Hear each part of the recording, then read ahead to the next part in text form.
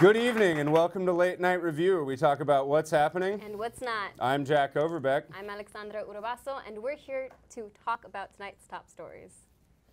Legendary Canadian hockey commentator Don Cherry was recently fired from his show after he went on a divisive rant about how he thinks immigrants to Canada aren't as patriotic as native-born Canadians. This story begs the question, wait, Canada has racists? Oh, right.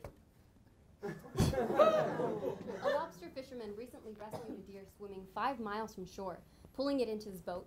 Man, Disney sure is scraping the bottom of the barrel with these live-action adaptations. No, Bambi, Nemo cannot be your friend, and frankly, Thumper is insulted. This past week, Vanna White stepped in to host Wheel of Fortune, while regular host Pat Sajak underwent emergency surgery to correct a blocked intestine. At the clinic, it was reported that Pat told his doctor he would like to buy a bowel.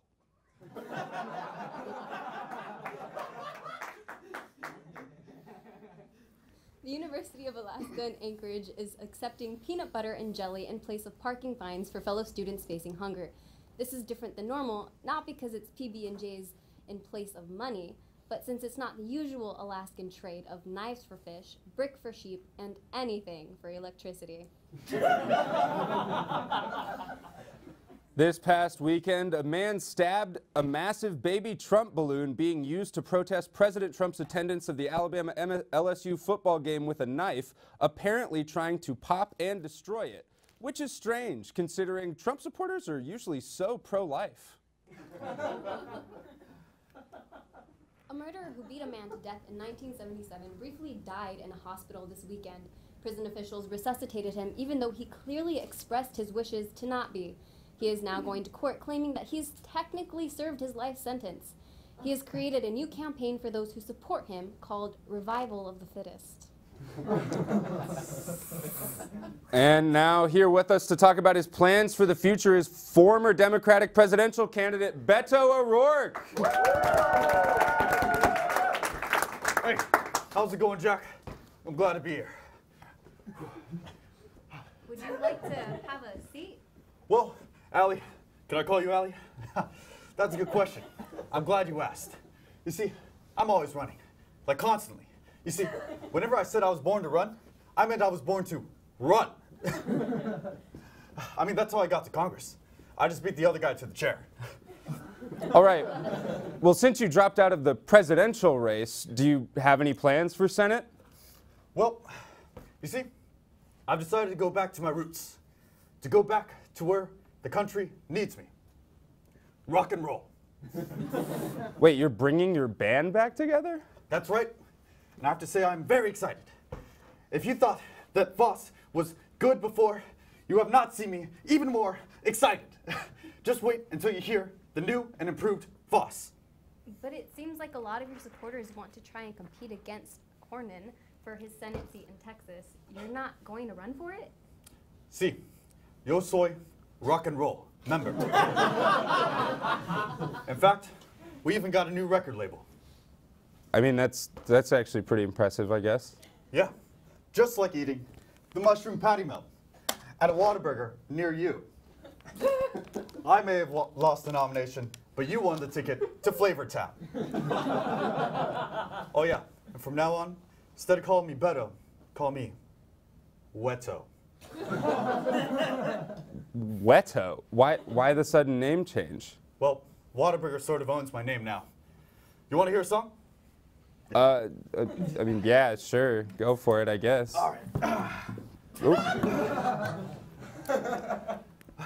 This is a little jingle I call Texas.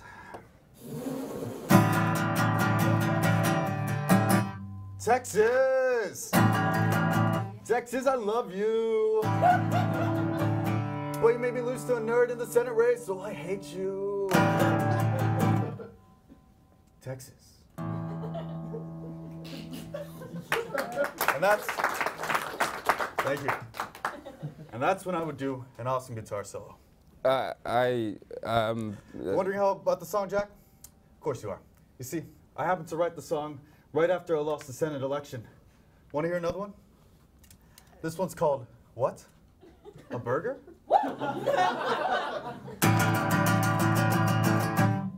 What? A burger? And some.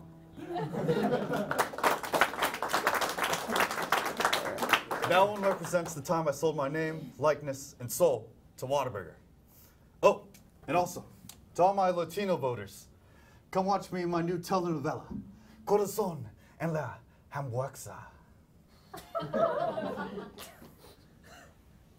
You're in a telenovela now? That's right. I've been practicing my Spanish. Soy una biblioteca y también necesita ayuda de Whataburger. Por favor, sálvame. Hoy soy yo bien, pero burrito, chipotle, conversación, taco. Well, it seems like you've been pretty busy. Oh, wait, I forgot something. Let me see. All right, talked about Whataburger, talked about Whataburger. Let's see, sing my song. Oh yeah, crap. Did you forget something? No. Whataburger just wants me to start saying more curses so I can, relate with the young folk. Crap, butt, ass. Beto O'Rourke, everybody!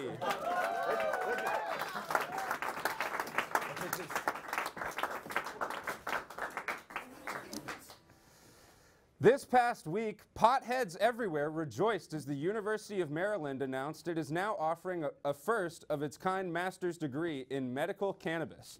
A background in science or medicine is not needed, but experience in marijuana is desired. A woman selling churros on the Brooklyn subway was violently arrested by the NYPD this past week, and then they arrested another well-meaning churro lady. Well, the first was still being held. I mean, what is their vendetta against churros? I don't know, but one thing is for sure. Justice was served, along with a side of icing. A young man from Massachusetts got some interesting news from abroad this past week. 9 years ago, he sent a message in a bottle that traveled all the way across the Atlantic and apparently landed in France. Because last week he finally received a bottle in response, carrying only a white flag, a single cigarette, and a copy of Camus' The Stranger.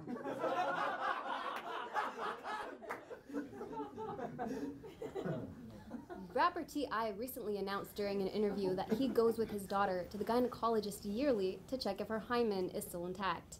This is the same man that bragged about his son losing his virginity at the age of 14. Pending legal investigation, T.I. is now considering changing his name to TMI.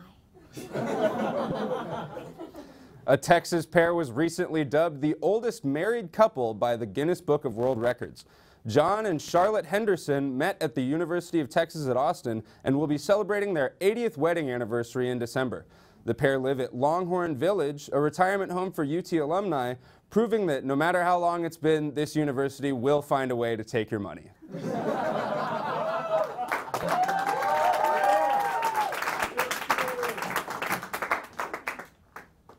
This past weekend, YouTuber KSI triumphed over Logan Paul in the much-anticipated boxing rematch between two media celebrities. This fight was conducted under professional boxing standards, so there was no use of headgear, which I guess this was the best, as well as we all remember, the last time Logan Paul had some sort of headgear on. For Late Night Review, I'm Alexandra Uravaso. I'm Jack Overbeck. Good night. Some of us from Houston, some of us from Dallas, some close to Mexico. Shout out to the Valley.